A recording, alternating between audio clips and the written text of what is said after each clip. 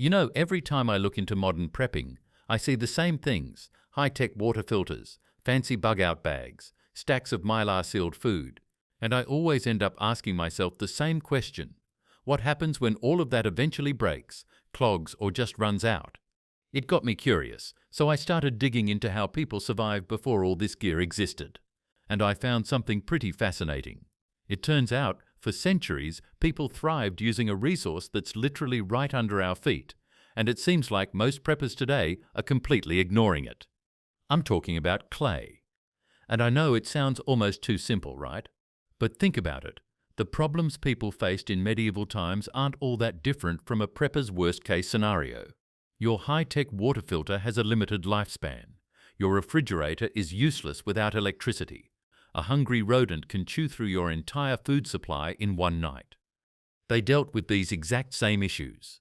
The key difference is their solutions weren't fragile. They were resilient, reusable, and built from the very ground they stood on. The more I looked into it, the more I realized these aren't just primitive crafts. They're incredibly sophisticated survival systems that don't rely on a power grid or modern tools. It's a completely different way of thinking, not about accumulating gear, but about understanding principles. And it seems that in our rush for the latest gadgets, we may have overlooked some of the most powerful survival techniques ever developed. So in this video, we're going to investigate 7 of these systems. It might just change how you think about being prepared. System 1.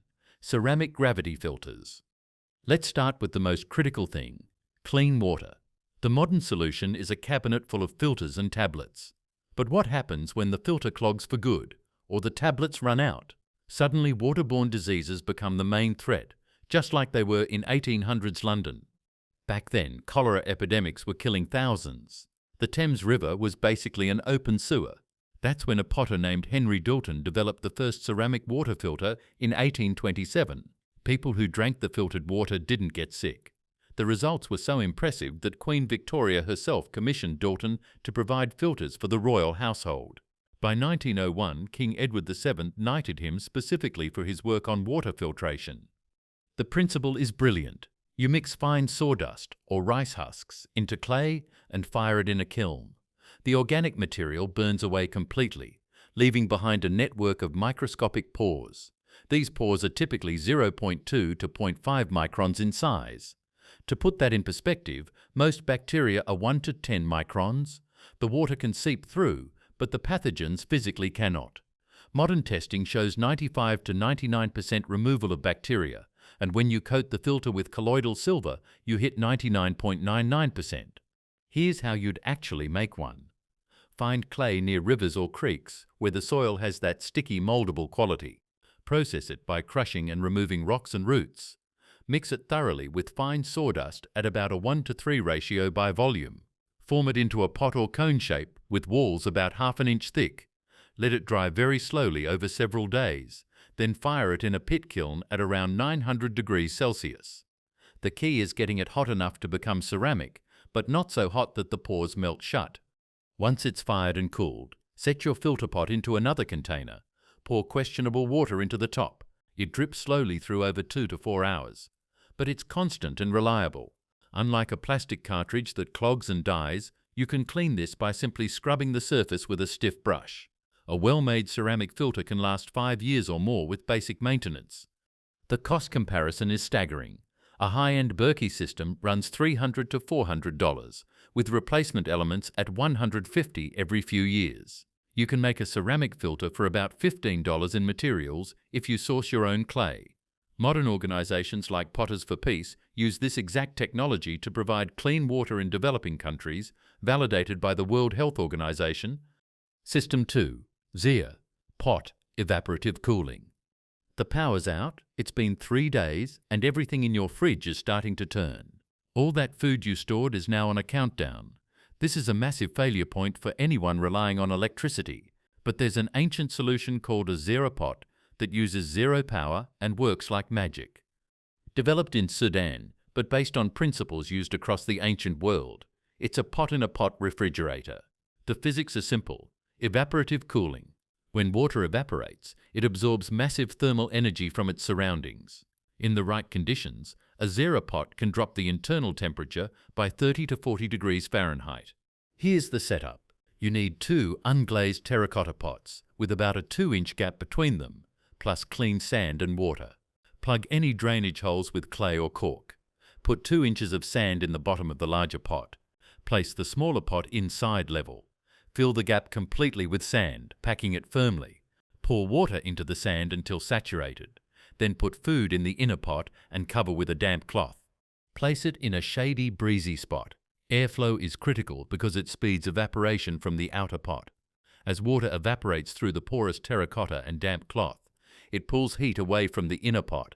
In hot, dry climates like Sudan, tomatoes that would last 2 days can last 20 days. Carrots can last several weeks. Maintenance is dead simple. Add water to the sand once or twice daily to keep it saturated. No moving parts, no filters, no compressor to fail. The technology is so effective it won the World Shell Award for Sustainable Development. The drier and hotter the air, the better it works.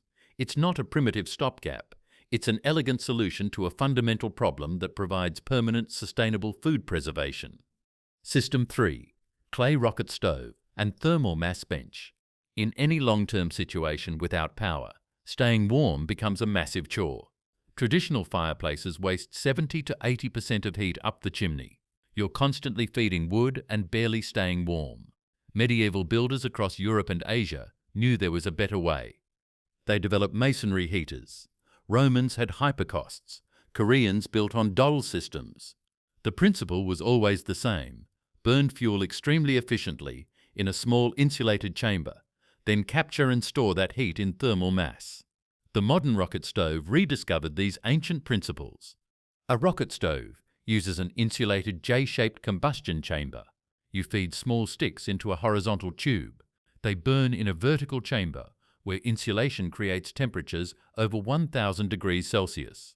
At that heat, combustion is almost perfect with virtually no smoke.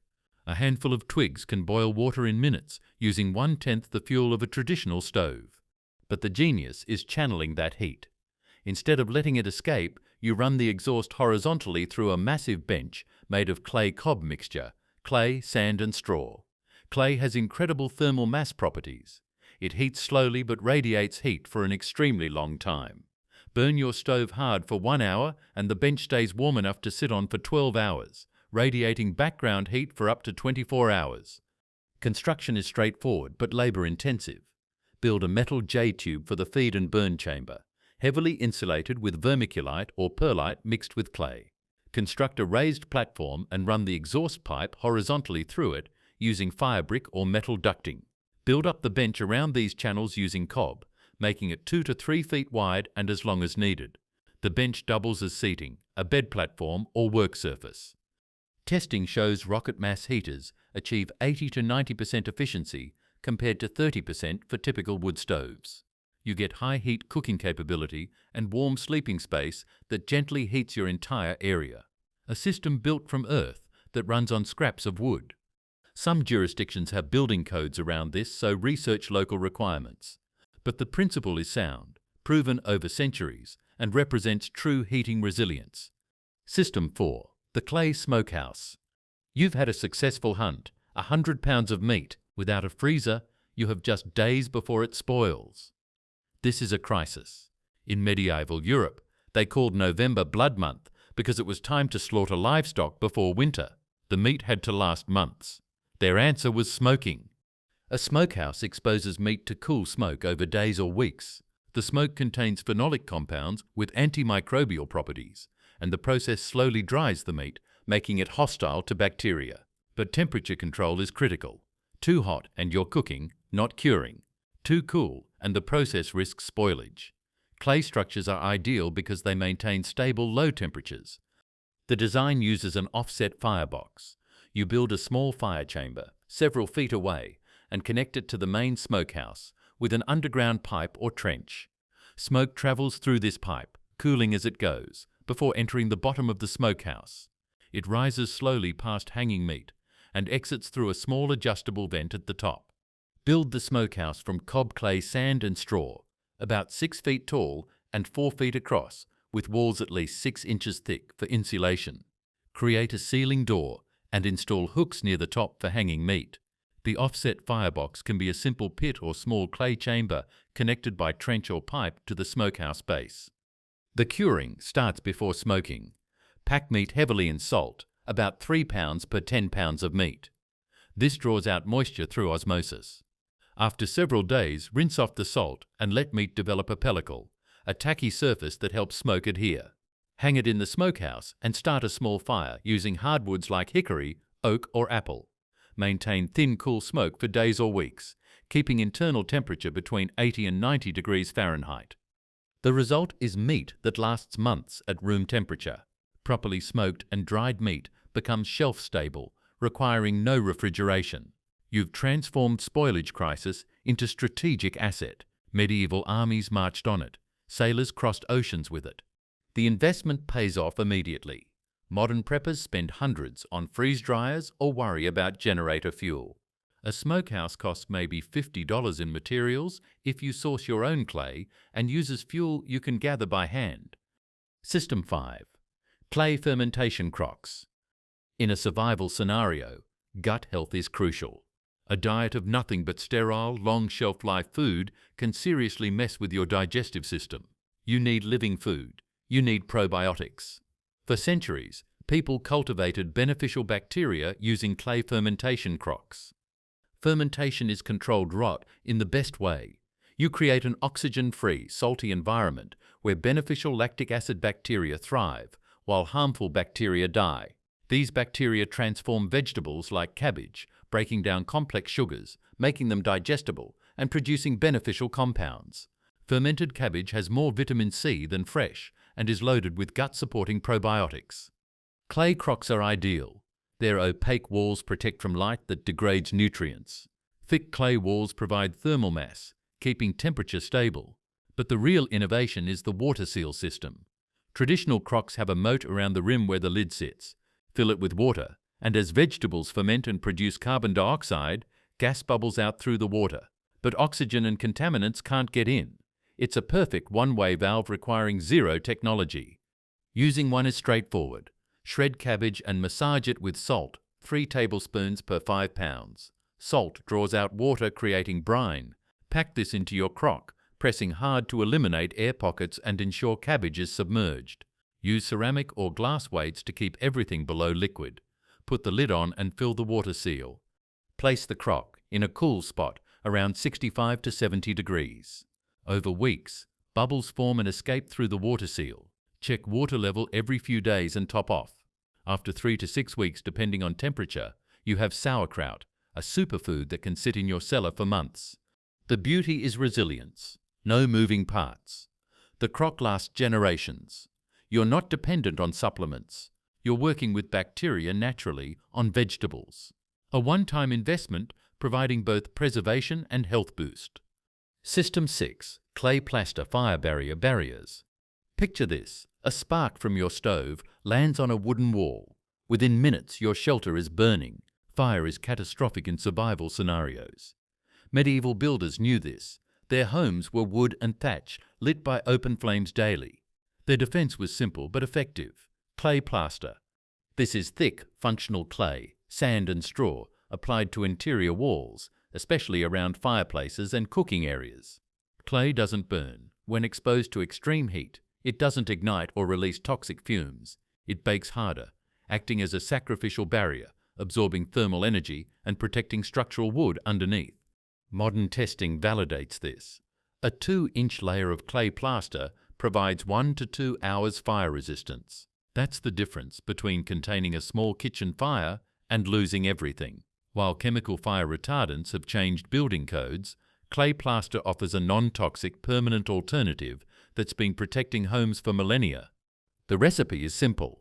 Roughly equal parts clay and sand by volume, with enough straw for binding, maybe 10 to 20%. Mix clay and water into thick slurry. Add sand and chopped straw. The consistency should be like thick peanut butter. Apply it to walls in layers, building up to 1 or 2 inches thick around high-risk areas. Let each layer dry before adding the next to prevent cracking. The straw provides tensile strength, holding everything together as it dries. Once fully cured, This plaster is incredibly durable and can be refreshed or patched easily with the same material. The cost is essentially zero if you source your own materials. Even buying everything, you're looking at maybe $20 to fireproof an entire room. Compare that to chemical retardant treatments that need reapplication and release questionable fumes. System 7. The clay-lined root cellar. You've had a massive harvest, hundreds of pounds of potatoes, carrots, apples. How do you make it last all winter without electricity? Root vegetables need cold, dark, and very humid conditions that most basements can't provide. The medieval solution was the root cellar, perfected with clay. Just digging a hole gives stable temperatures, but water might seep in and rot everything, or dry earth could desiccate your vegetables. Lining the cellar with thick clay plaster solves both issues. Clay acts as a water-resistant barrier and maintains essential high humidity. Sprinkle water on the clay floor and it absorbs and slowly releases it into the air, creating perfect climate to keep produce crisp for months. Building one is serious work, but worth it. Dig a pit at least 4 to 6 feet deep, ideally into a hillside for easier access and better drainage. The earth itself provides stable temperature around 50 to 55 degrees year-round. Line all walls and floor with clay cob mixture at least 4 inches thick. Install 2 ventilation pipes, one near the floor for cool air intake, one near the ceiling for warm air exhaust. Add wooden shelving or bins for produce organization. The ventilation is critical. Cold air is denser and sinks, so your intake should be low. Warm moist air rises and exits through the upper vent. This creates passive air circulation, preventing stagnant conditions that promote rot. You can adjust airflow with simple dampers to fine-tune temperature and humidity. Storage technique matters. Different vegetables have different requirements. Potatoes and root vegetables do well in bins with damp sand. Apples release ethylene gas that makes other produce ripen faster, so store them separately. Onions and garlic like it drier, so hang them near the top where it's less humid. Check stored food regularly and remove anything showing signs of spoilage. A well-built clay-lined root cellar is more than storage. It's a living system providing food security no modern appliance can match off-grid. Medieval families survived entire winters on what they stored in root cellars. It's proven technology that requires no power, no maintenance beyond basic upkeep, and can last generations. Some people add a small amount of lime to their clay mix for added antibacterial properties. The thick earthen walls provide incredible insulation. Even in areas with harsh winters, the interior stays above freezing while being cool enough to prevent sprouting. If you find this kind of forgotten wisdom as fascinating as I do, hit that like button and subscribe. We've gone through 7 systems, but this really only scratches the surface of what's possible with clay. I'm curious to know what you think. Which of these systems seems most practical for your situation? Have you ever used clay in your own preparations? Let everyone know down in the comments. The insights from this community are always one of the best parts. So there you have it, 7 medieval clay survival systems that have been almost completely overlooked by modern preppers. We've seen how to purify water perpetually, refrigerate food without power, heat homes using a fraction of the fuel, preserve meat for months, cultivate probiotics for gut health, fireproof our shelters, and store entire harvests through winter, all with one of the most common materials on Earth. What this really shows is that true self-reliance isn't about having the fanciest gear or the biggest stockpile. It's about knowledge. It's about understanding fundamental principles and working with nature instead of against it. The solutions our ancestors developed weren't primitive compromises. They were sophisticated, elegant systems that worked for centuries precisely because they were based on sound principles, not planned obsolescence. Here's what I want you to do this week. Go outside, dig down about 6 inches in different spots on your property. Find where the clay is. Because the moment you hold that clay in your hands, you're not just holding dirt, you're holding 7 different survival systems. You're holding water purification. You're holding refrigeration. You're holding heating, food preservation and fire protection. That's the difference between depending on Amazon Prime and depending on yourself. The next time you look at your survival gear, ask yourself one simple question. What happens when it fails? Because eventually, everything manufactured fails. Filters clog, batteries die, plastic degrades. But clay has been solving these exact same problems for thousands of years, and it'll keep solving them long after our modern solutions have turned to dust. The answer to resilience might just be right under your feet. Just be right under your feet. Just be